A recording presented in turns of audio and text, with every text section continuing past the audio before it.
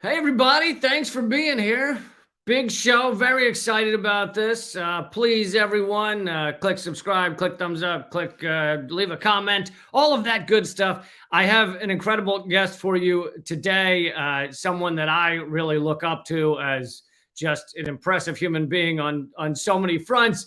But I want to start out by saying that if you look at the big picture, in a lot of ways, the fate of Steven Donziger is the fate of humanity. Because if we are going to attack and crush everybody who stands up to big oil, stands up to fossil fuels, and actually holds them accountable, then we are never going to switch to green energy, never going to switch to a livable planet. So he represents something much larger than himself. To give you a little quick background before I bring him in, as The Intercept wrote, a mere 20 companies are responsible for a third of the greenhouse gases emitted in the modern era.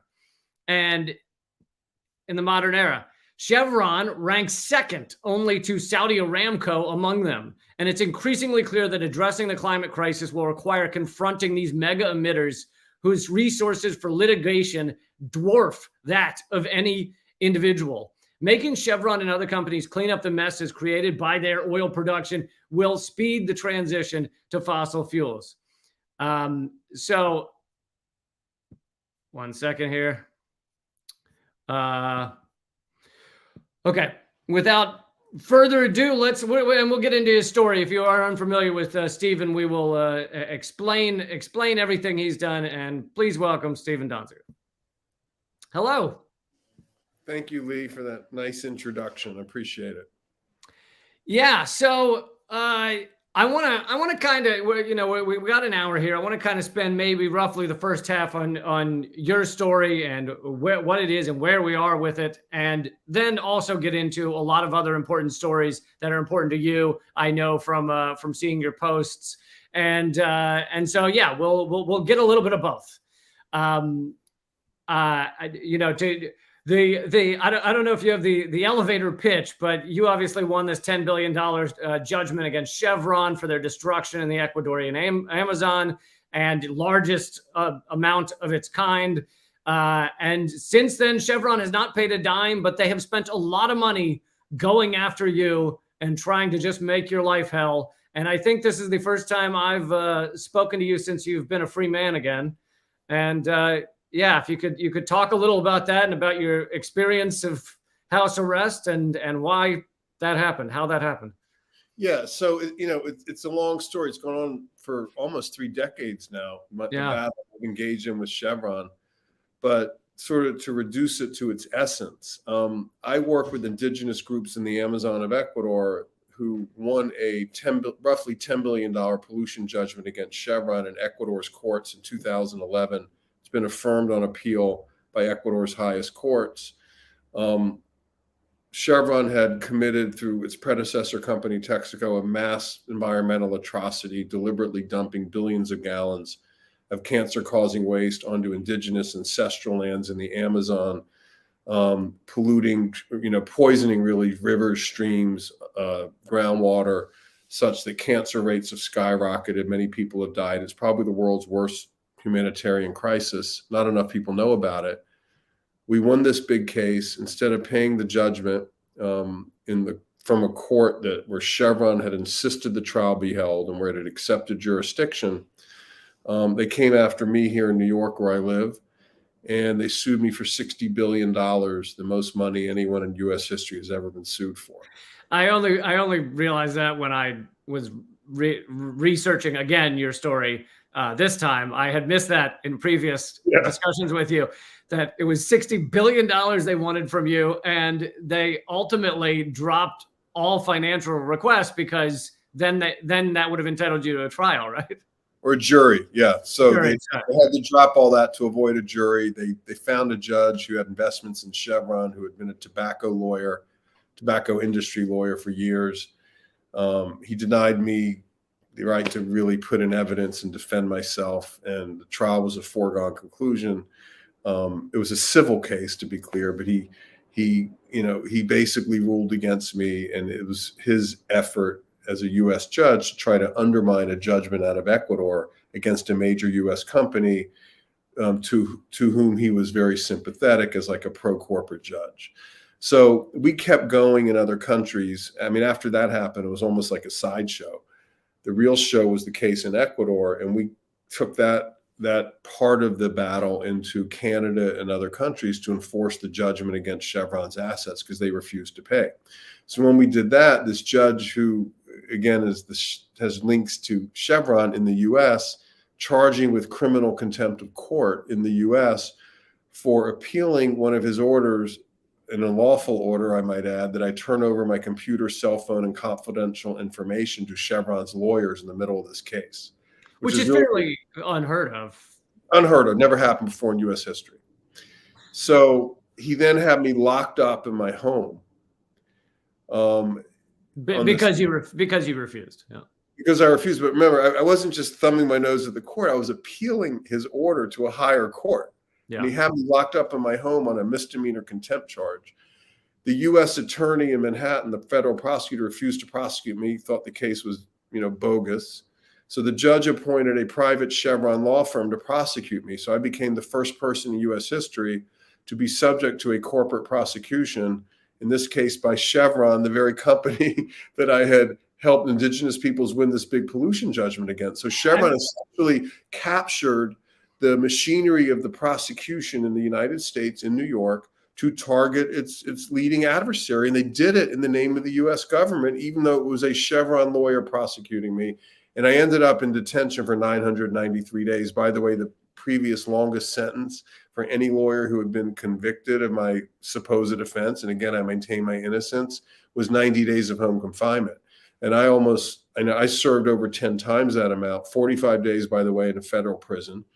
I'm the first lawyer ever to be put in prison for appealing a civil discovery order in a civil case.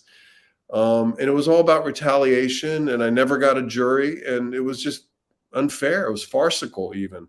I'm still retaliation, and they're trying to do to you what they've done for publishing with Julian Assange. They're trying to set the example so that it will create a chilling effect for other lawyers who might actually hold the big oil or big ag or any of these monstrosities to account. That's exactly right. You see this happening to a lot of people more and more as corporations try to get more and more control of our society and our political system. This is the first, and by the way, let me acknowledge up front that the U.S. criminal justice system, as you know, has a lot of problems with police racism and over-incarceration and abusive people, who have no money, et cetera. This is a particular kind of animal in our system, and I've been hanging around as a lawyer the U.S. criminal justice system for 30 years. I've never seen this animal, meaning a private corporate prosecution of an activist. Now, I've seen the system target activists, but it's the government doing it. I mean, right. This was a corporation using the government to do it, and to me, it's a new sort of dimension to the fossil fuel industry playbook, along with several others that are very disturbing, that they are using to try to criminalize activism and intimidate people into not holding them accountable for their planet destroying practices. And they're trying to weaponize what happened to me and use it out there in the world so people get scared to do the work. I mean, I would argue it's not working. If anything, it's backfiring because people, first of all, I'm strong and I'm good. And in an odd way, while I did not like having to go through what I've been through, in an odd way, it was flattering that they have literally hired 60 law firms and paid 2,000 lawyers, roughly 2,000 lawyers and legal personnel in their campaign to target me. And I'm in my apartment right now in Manhattan. It's a 2-bedroom apartment on the Upper West Side of Manhattan where I live with my wife and son. And this is where I work. And they have hired literally an army of law firms. I mean, I would say the biggest army of law firms that's ever been used in any one case. I've never seen this before. 60 law firms, hundreds of lawyers. They hired a private investigator to follow you. They created an online publication called the Amazon Post to just write bad shit about you. Uh, I mean, it's like they've created an industry just to go after you. Well, I mean, they've literally spent $2-3 billion. I mean, we've assessed it all. These people have to get paid, and they charge high rates. These are corporate goon people. So they've spent a lot of money, and I think that the reason for that, it's not that I'm personally an enormous threat to them, because the reality is, even if they paid this entire judgment, it would have no material impact on the company's financials. They make so much money, even though the judgment is sizable. What they're really scared of is the model of this, meaning the alliance between Amazon indigenous leaders and lawyers in the United States and donors and hedge funds that have helped to finance this litigation for 28 years. They're terrified of that model, because when these big companies go into countries, particularly in the global South, but even in the United States, I mean, it's not just the South, like this happens all over the world. They count on the communities where they pollute to not have the wherewithal, the resources, the expertise to be able to mount an effective counterattack to hold them accountable. Like, they count on that. They build that into their business model, which is why the incentive structure is all haywire, and why they think they can go into these places, pollute, and get away with it. Well, we completely flipped that on its head in Ecuador. And as a result, they want to destroy me and those of us who did it. Because if other people were to see the success we've had, get inspired by it, use the same model, get the financial resources they need to do these cases, it literally could create $1 trillion+ of environmental liability for the whole industry. And they don't only want to just like win this case, they want to destroy the very idea of this case, which is why sometimes I feel like, the guy who, had to be executed, they put a bullet in my head, and after I was dead, they pumped like 50 more bullets just for good measure. Because the overreach against me, by the way, I'm not dead. Maybe that wasn't the best analogy. My point is the overreach. Yeah. The constant attacking, the websites, the defamation, the judges they've tried to get to turn against me, the number of law firms they're using, the amount of money they're spending, the ads they put in the Ecuadorian papers about me. I mean, it's probably the most extraordinary, well-financed, even most vicious corporate retaliation campaign in the history of the United States. And it's directed against me. I mean, it's crazy. By the way, I'm stronger for it, and I have a massive amount of support in response to that. The world's dialectical, right? Like, they do that, we do this, and it all kind of gets bigger on both sides. But the support I have is just extraordinary, and it's really carried me and my family through this. Yeah, you mentioned it, at least to some degree, backfiring. And I had Chris Hedges on last week, and we talked about your case, and he said, they're showing their hand. That's the good news, is that they've shown that they need and want to just simply manipulate the justice system, bend it to their will, in order to go after you. And so, Chris's positive point on this was that you and Assange and some others are causing them to show what they stand for and what they are. I think Chris is right. I've known Chris for many years. I so admire his journalism. Let me just say this. When you are successful and effective enough in taking on these entrenched interests of power, such that the only way they can attack you is through really, I would call, naked acts of corruption, because that's what happened to me. And I think that's what's happening to Julian Assange. And it's happening to other people too. You really have called their hand. I mean, you force them to expose themselves. I mean, what they really want is for you not to fight back, to get intimidated. And you're like, oh my God, I can't deal with this. My life's going to blow up. I don't have the money to even fight it. I can't hire lawyers. And they want you to quit. They want you to just stop your advocacy. That's the whole point of a slap lawsuit. Those who continue to find the ability and have the resilience to continue fighting, that's when they start to show their hand, and you see the corruption, in a brazen way. And I will say this: they'd rather that not be seen by people, but they're also willing to openly engage in it if they have to, if you're strong enough in challenging them. And some leaks have shown where they stand. There are emails leaked that show that their strategy was, quote unquote, to demonize you. Another comment from a former head of Chevron back several years ago was it would be a cold day in hell before we pay any of that money, and then we'll skate out on the ice. I mean, these people, they just strike me as sociopaths. It's unbelievable. They are, and I think that when you're used to so much privilege and making so much money for so many years and bending governments to your will and dispensing with indigenous peoples if they challenge you easily because no one really understands how to take them on, they just get into they just become extremely arrogant. I mean, I actually think they experienced our lawsuit as like some sort of affront to them. It's crazy. Like, they engage in a mass act of poisoning in the Amazon. Yeah, and something that should be, we should they remind feel people, it was intentional. It was deliberate. It wasn't an accident. It was part of their engineering design for this area of the world, thinking they could get away with it. And they experienced the indigenous peoples fighting back in court as some sort of like affront to them, and they sort of feel like they're being victimized. And it's a mentality that is really incredibly dangerous. They actually experience life as if they can be above the law. And, even a modest legal challenge they experience as some sort of, illegal affront to their ability to operate. I mean, it's just extraordinary. So let's see, we have an update, or you have an update on some news about the DOJ and the Supreme Court, where it's going there.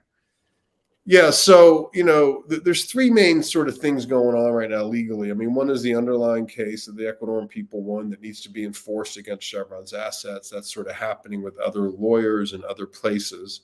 Then there's the retaliation case against me where they ended up locking me up.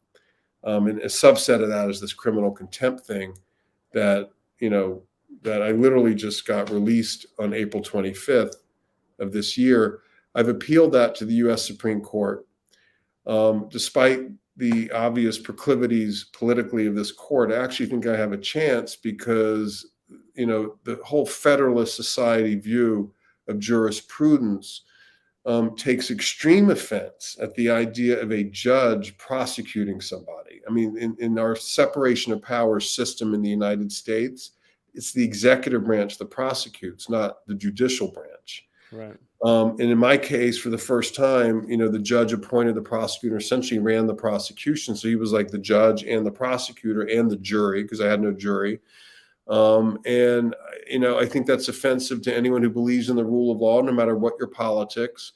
And I think I actually do have a chance with the Supreme Court. I'm not banking on it, but I generally try to fight everything because, as Chris Hedges said, like, you got to keep fighting so they keep showing their hand. Yeah.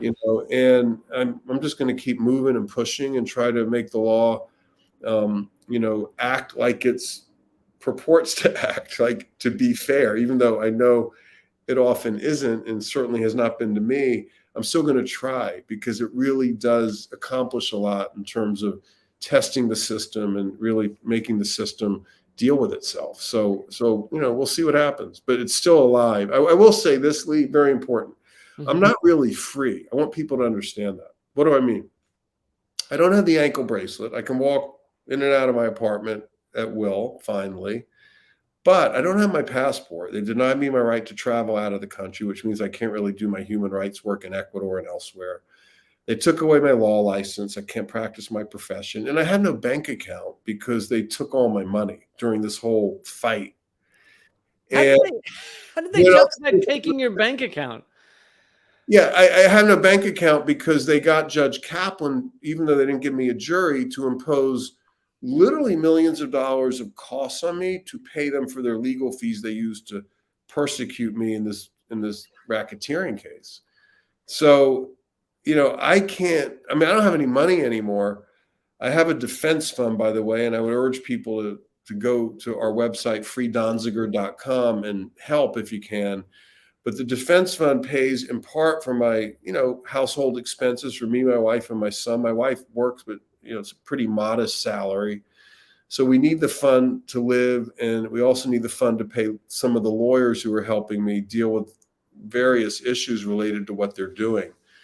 But I am not free, and who knows what the future holds, because the reality is, given what this judge showed he could do it again, meaning charge me with some other sort of criminal contempt, and try to get me detained again.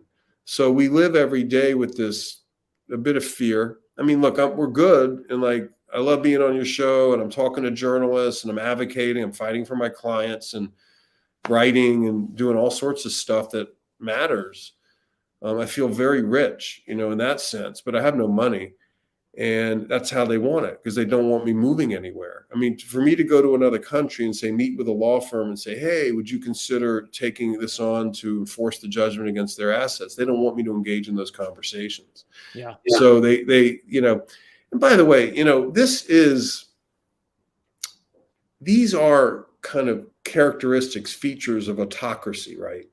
Like when a company, and even incipient fascism, if I may use the word, when a company takes control of the state apparatus to do what they've done to me, that is lock me up, deny me access to the financial system, deny me the ability to practice a profession that I'm actually very good at, like I have 30 years of experience as a human rights lawyer, deny me my ability to travel. These are features that most Americans usually associate with very repressive societies. It's happening here to me. So I need support. I need help. When I say that, what I really need is solidarity, right? So you go to the website, freedonziger.com, and you haven't already, sign up, and you'll get on our mailing list. And we do all sorts of actions, and I keep people informed with regular sort of updates on the case and on my situation. Yeah, absolutely. Solidarity. We need to continue to fight, and to fight for the people that are being attacked the most. I just, one more thing on your case. We've watched and you talked about corporation taking over the levers of the state. And, I like to, and it came up last week as well, I like to mention Sheldon Wolin's concept of inverted totalitarianism, which is we now live under, ruled by the anonymous corporate state. It's not one fascist figurehead. It's a diffuse group of corporations that own our structure.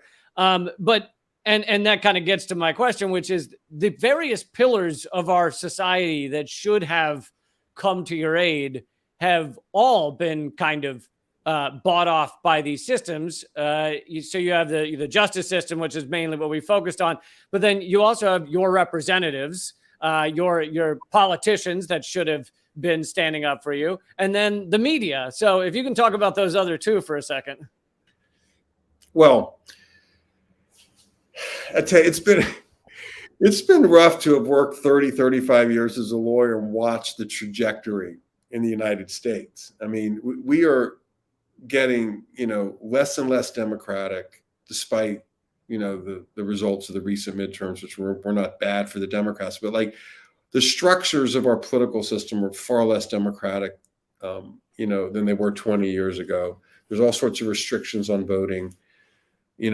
One party is blatantly pro-fossil fuel, pro-corporate, the Republicans. The Democrats are, they're also pro-corporate, just a little less blatant about it. Yeah. We don't really have choice here, meaningful choice when we go to the polls. Voting, by the way, should never be confused with democracy. I mean, voting is, I think, an important part of democracy, but it's not the end of democracy. You need the ability to have choice and to have real debate, and to be able to have a Congress, for example, that isn't restricted such that it can't pass laws without 60% support. There's all sorts of problems with the American political system. A lot of this exists because of money, corporate money flowing into politicians. And the corporations pretty much totally control the Republican Party and have significant, substantial influence over the Democratic Party. I mean, as an example, in my state, New York, I was locked up for almost 3 years. There's 2 senators in every state. My senators, Chuck Schumer, who's the Senate leader now, and Kirsten Gillibrand, are both Democrats. They both take major money from fossil fuel interests. I mean, Chuck Schumer is the third biggest recipient of fossil fuel money in the entire US Senate. And Kirsten Gillibrand was taking massive sums of money for lawyers at Chevron's Gibson Dunn firm that had locked me up. Yeah. And they never came to see me. And they are prime example, or even speak out about me. You know, I mean, I had people all over the world, 68 Nobel laureates. I had the United Nations Working Group on Arbitrary Detention condemning my detention as illegal. And my own senators never looked at it, never paid it heed, never said anything, never called me up, never visited me, as you know, did my congressman, Jerry Nadler. And these are all Democrats. So, well, these corporations aren't dumb. They donate heavily to both sides, so they always win. Of course, but there's a real gulf between the perception of like, oh, the Democrats are more the party of the people, and the reality. And getting to your point about inverted totalitarianism, I mean, it's extraordinary to watch what's going on in our politics, in our judiciary now, particularly with the U.S. Supreme Court, where, in my opinion, you have 6, extremist, ultra-conservative justices making decisions about policy that affect the freedom of 330 million people. I mean, 6 people are doing this. And the right wing and the Koch brothers funding network and the Federalists, all these front groups that have been really well documented, by the way, in a new book, among other places, called The Scheme by Sheldon Whitehouse. I don't know if you've seen this book. He's a senator who sort of wrote a very good book about how they took over the Supreme Court and made it an extremist MAGA court, a political court, not a judicial court. It's really scary, but it's clever, right? Because if you want to control a society, and you can do it by kind of just taking, controlling the majority of 9 seats versus having to take over the entire US Congress, it's easier to do the judicial route. And they have succeeded to a degree, to a frightening degree. And until we sort of realize how these controls, are sort of being executed in our society, so we have a multi-front battle to sort of take back freedom and democracy for the people, for the working people of this country, we're not going to be able to stop it. And it's really scary. And, I called it, look, last summer, I wrote an article on my Substack, saying, let's face it, we just had a judicial coup in the United States.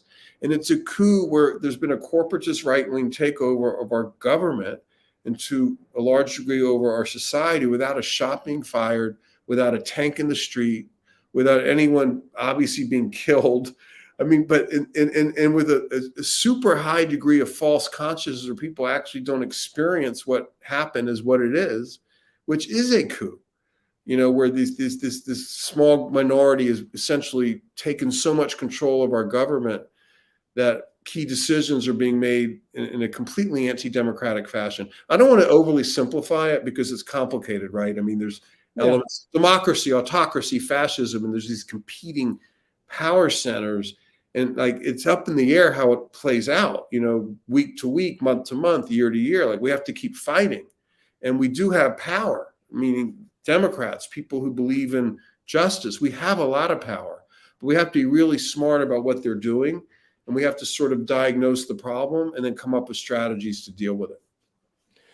Yeah, and then just to throw in here real quick, the mainstream media has, other than I think 1 or 2 articles, given you almost no coverage. And your home city newspaper, the New York Times, not sure if people have heard of it, it basically ignored you until the day, the one small article the day you got out, right? Yeah, I mean, the New York Times newsroom is literally a 30-minute walk from where I'm sitting. Okay, that you can walk there in 30 minutes. The subway is about 10 minutes. And they completely ignored my story. And, but for people like you and other independent media, Chris Hedges and Ralph Nader and Michael Moore and Katie Halper and Crystal Ball and Marianne Williamson helped me a lot. But for people who don't depend on corporate advertising, to do media. Yeah. I don't think anyone would have known about this. I was very active, and I realized also that I could reach millions of people to hear this story without the New York Times, thank you very much, serving as my gatekeeper. However, it is shocking that the New York Times did not find the fact that a U.S. human rights lawyer being locked up for almost 3 years on a contempt charge in his home, in their hometown, they did not find that newsworthy enough to write about it. And by the way, let's not be coy here. The reality is Chevron is a major advertiser at the New York Times. Right. Apart, they're even on the board. Well, there's someone on the board, right? Yeah, and there was one man, Robert Denham, who was on both the board of the New York Times and Chevron at the same time. And on top of that, they use the Gibson Dunn law firm that I referenced earlier as their outside law firm to deal with media issues. So the New York Times uses literally the same lawyer, Ted Boutros, that Chevron was using to get me detained. Speaking of Gibson Dunn, that gives me a good segue to another story I wanted to address, which is happening this week. And last week is the, let's see if I can pull up, just take me a second, your tweet about it, which it's happening in the Supreme Court right now. That's the law firm being used to try and gut indigenous rights. Let's see. Is this it? Yeah, here we go. Oh, yeah. So if you want to talk about that. Yeah, I guess I didn't hold back on that headline. Are you holding back in this interview? Is that what you're saying? It's important, I think, as a broader matter, that people understand the role of these corporate law firms in this whole campaign by the right to control. Gibson Dunn is a perfect example. Okay, it's a outwardly reputable law firm, used largely by fossil fuel interests to keep people like me and other litigants, like, say, a municipality of Baltimore or the state of New Jersey that sues these companies for deception and misinformation on climate change. There's all these lawsuits now happening in the US. And Gibson Dunn is used to battle all of us who bring these climate justice lawsuits on the same theory that they just want to delay it and muck it up and file tons of motions and use their superior level of resources to basically sabotage these lawsuits. And people who do this for the oil companies are the law firms, the corporate law firms, and they get paid. A lot of the top lawyers get paid $1,000 an hour, up to $1,500 an hour. And Gibson Dunn is one of the leading ones. So is Paul Weiss, another name you might have heard for a law firm. They represent Exxon in these suits. Gibson Dunn does Chevron. BP uses another law firm. And these are really lucrative cases. And the lawyers are basically profiting off the destruction of the planet. And they're profiting off, in my opinion, of a completely unethical litigation strategy. And in Gibson Dunn's case, apart from that direct work dealing with climate justice lawsuits, they're going after tribes. Tribal sovereignty in the US is a mixed bag as it is. It's not very strong, but what's left of tribal sovereignty is under fierce attack by Gibson Dunn. We call them the butchers of indigenous rights for good reason, because they are using this adoption case to go after this, really successful law passed by Congress during the Jimmy Carter years that favors indigenous tribes in adoption matters over white families as a way to preserve indigenous culture that has been subject to nothing but genocide, for much of U.S. history. Right, and there's a long history of cultural genocide as well, which the kids being stolen from families and from tribes and sent to these residential schools, and where their cultural heritage is just erased. And of course, many of them were also killed at these schools. There's mass graves at some of the grounds, and so that's why this law was passed, was to say, like, try and keep kids in the tribe. every tribe and most adoption agencies favor this law for obvious reasons. It's a good law. So what does Gibson Dunn do?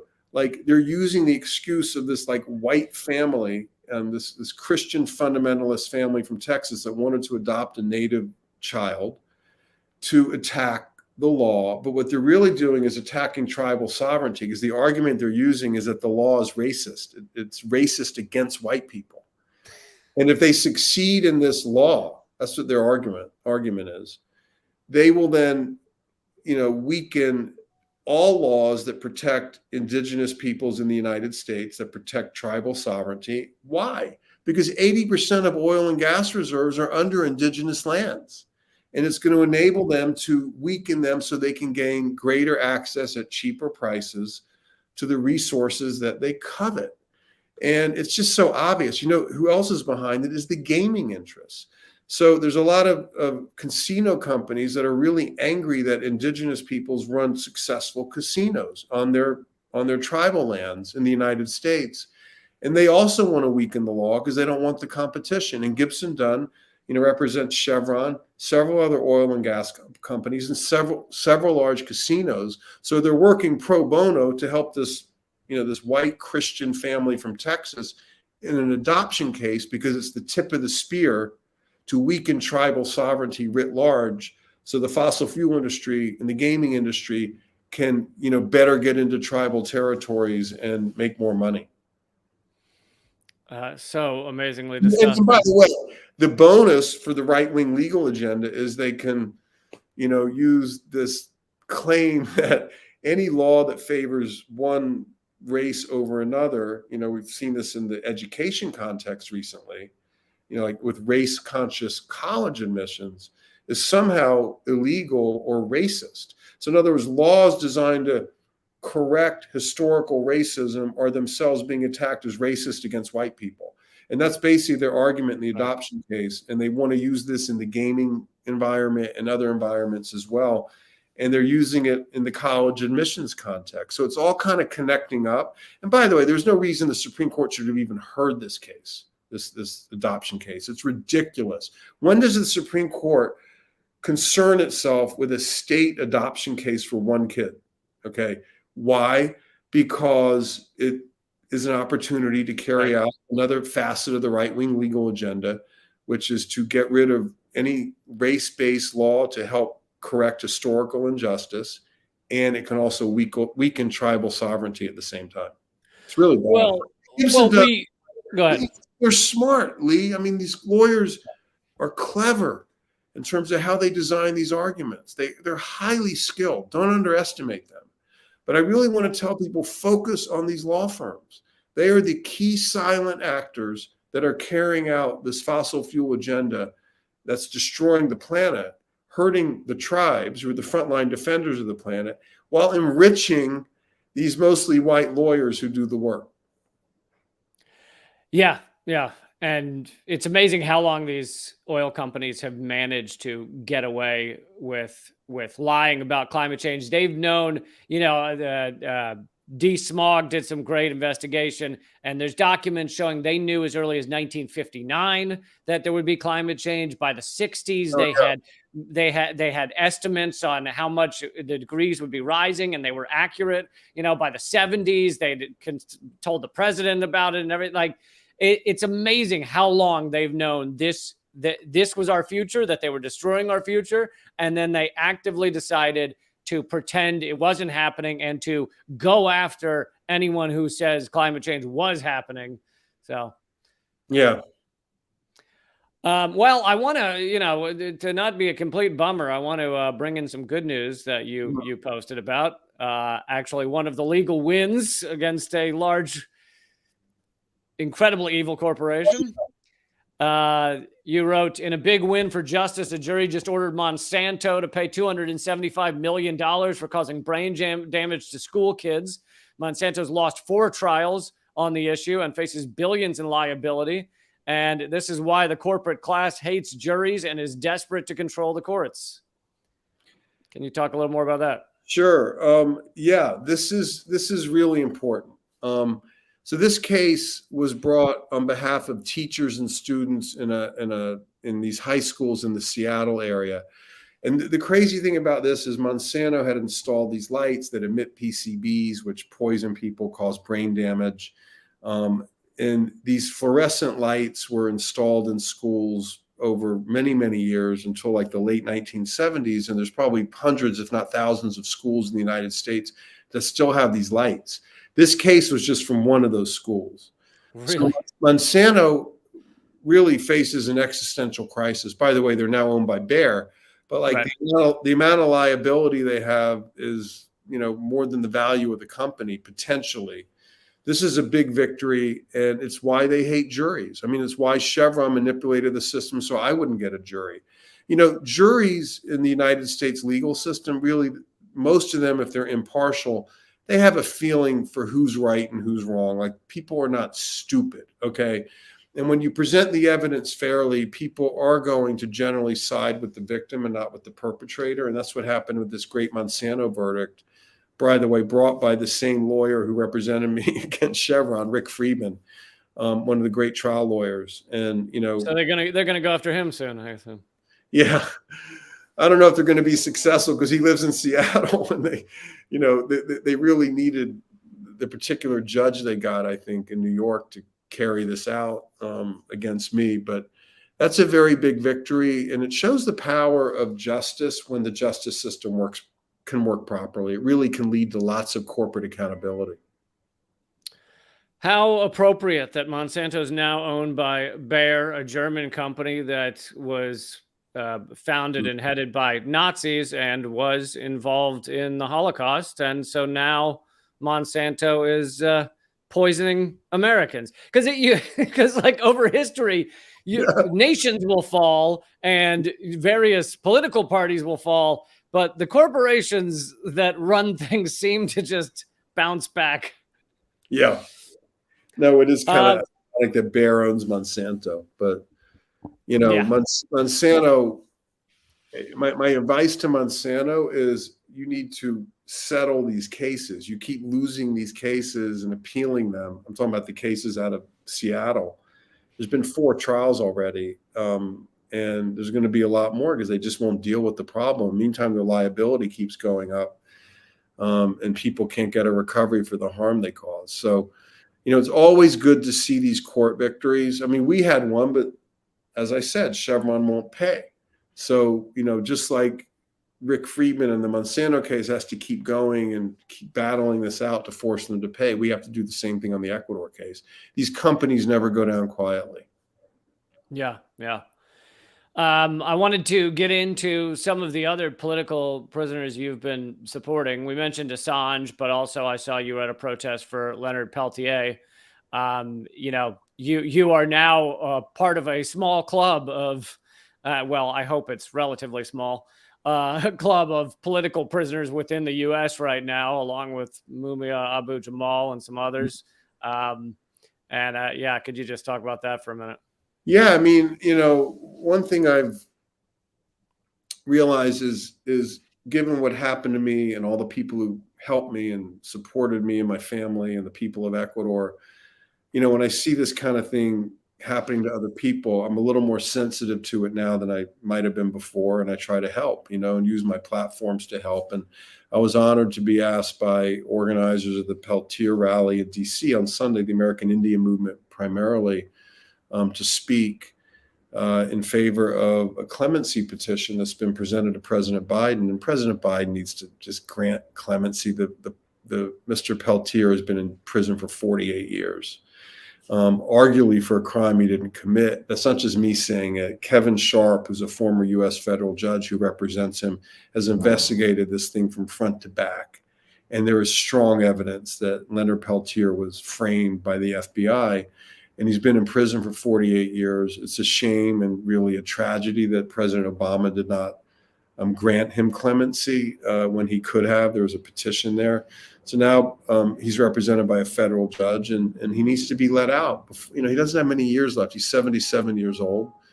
But again, we see this time and time again, right? This sort of overkill.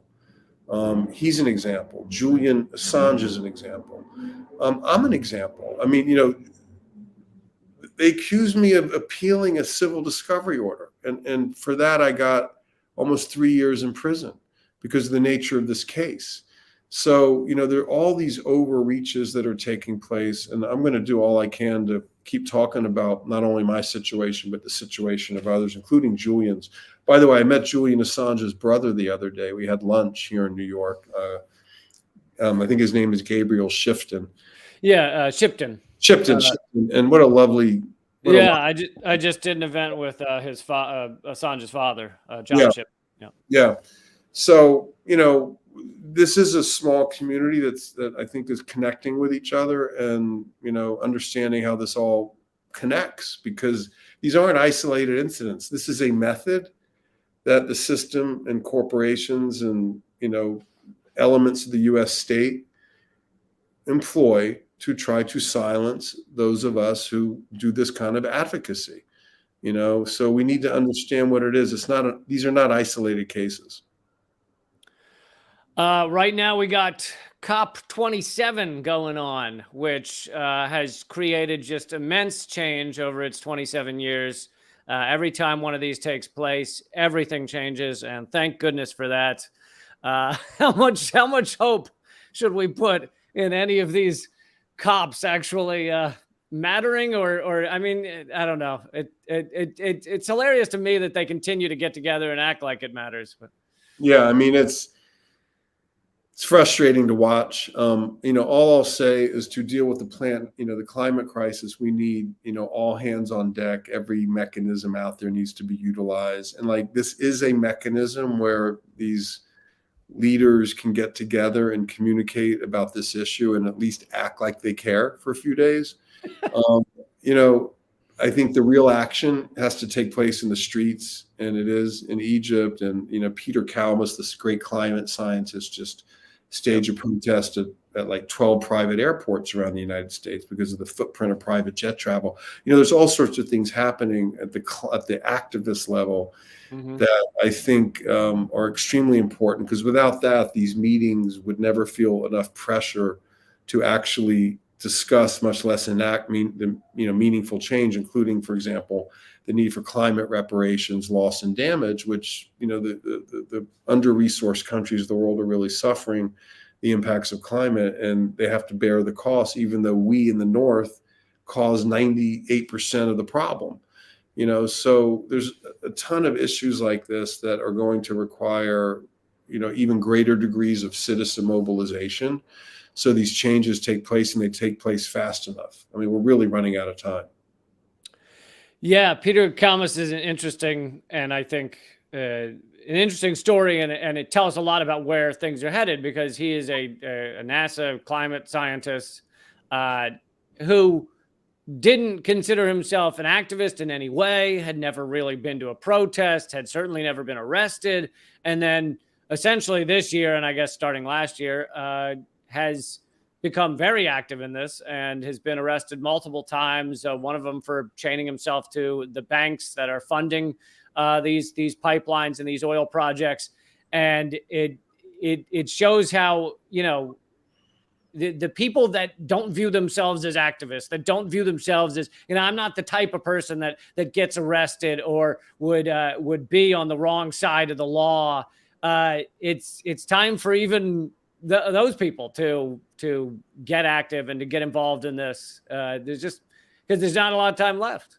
Yeah, I know. And it's look, if we don't deal with that problem first and foremost, a lot of these other issues that we all care about are not going to be as relevant, right? So, we need to connect it all up and really put, I think, a little more attention on the climate issue and support the indigenous groups who are the real defenders of the planet, particularly down in the Amazon, the lungs of the planet, and these people need to be protected. Instead, a lot of the activists are being murdered. I mean, 300 people a year around the world who do environmental activism get murdered, according to Global Witness.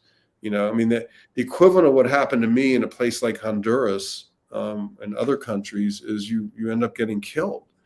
And so you have the very people who are doing the most to protect the planet suffering the greatest attacks.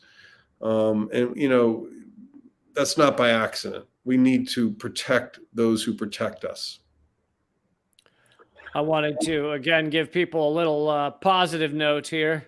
This is something else you posted about, which is the campaign to codify laws protecting the rights of nature is making steady progress around the globe. Spain now on board, began in Ecuador.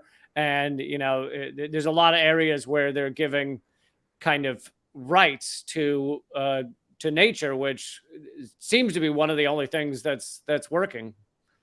Yeah, this is really positive. And, look, I'm a lawyer, but I don't believe these problems can be solved only through the law. But the law can be a powerful agent of change if used in the right way. And this is an example of that, giving rights of nature to nature such that you can bring lawsuits on behalf of nature, on behalf of, forest and various, rivers and stuff to protect biodiversity. Is really important, and it exists in more and more countries now. Started in Ecuador, where I've been to Ecuador over 250 times working on the Chevron case, and it's really inspirational. And there's other elements to the law that could happen that would help. For example, there's something called the Fossil Fuel Non-Proliferation Treaty. I don't know if you've heard of that. That countries that sign that would commit to not investing in new fossil fuel projects. It's not like we're going to end fossil fuels overnight, but we're not going to invest anymore in an industry that is destroying us. And there's other things like the ecocide law, which is being pushed by various countries now, or various civil society organizations. There's a lot of interesting things happening in the law that can really help protect the planet, help empower citizens to use the courts on this, most important of issues. And I'm excited about that. I mean, this is positive stuff. And even the attacks on me, are positive in the sense that, because of them, many more people now, I would argue millions of people, know about not only the plight of the Ecuadorians who are being poisoned by Chevron, but know about the critical issue of free speech and democracy and the abuse of the law to try to silence people. So while the law on the one hand can be used for all this positive stuff, it can also be used by the corporate side, the fossil fuel side, in really abusive ways. And so the law is not just the law. Just because it's legal doesn't mean it's right. I mean, there's all sorts of things I could say on that point. But it is an important tool in our society, and we need to understand how it can be used for good. And we also need to understand how to stop them using it for these improper purposes. Yeah, so there's the high note to end on is, your case and several others show that these corporations that run much of the world are running scared. I mean, if you've just spent $1 billion to go after one lovely person in your apartment in New York, then it shows they're afraid of it, and it shows they're worried as to where things are headed. I agree. I mean, if you're going to do this to me, you're showing your weakness. What the U.S. government is doing to Julian Assange, it really does display weakness. We can do much better than that. I'll leave it at that. Well, Stephen, thank you so much for your fight and your energy, even if some of it has been forced upon you. Some of it you definitely chose for many years. But thank you so much. You give us all inspiration, and keep fighting. Thanks, Lee, and thanks for what you do and for allowing me to share my story with your listeners. I really appreciate it. No problem. See you soon. Take care. All right, everybody. That is Stephen Donziger. Definitely look him up. We showed his website, Free Donziger, and keep in touch with everything he's doing. I am doing these hour-long interviews every week, once a week. Last week was Chris Hedges. You can still watch the replay. And I hope you will join me every week and share these and let people know.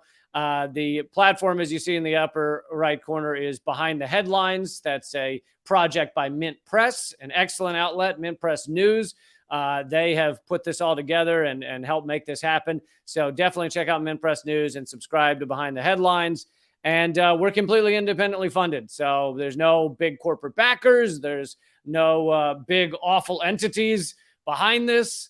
As many of you know, I'm the most censored comedian in America at this time. TV show canceled by U.S. sanctions, YouTube channel banned around the world, thousands of videos deleted by YouTube, podcast deleted by Spotify. And so completely independent now. And it's up to you guys to make sure this work by me, but also by Mint Press, by Behind the Headlines, to keep it going. Please make sure you share it, tell people about it, and become a member on Patreon, patreon.com/Behind the Headlines. And I will see you next week when I will be talking with, I believe it's actually 2 separate interviews, Scott Ritter, who a lot of people have requested I speak to him again, and Alan McLeod, an amazing journalist who also works for Mint Press. And I will see you then next week. Keep fighting.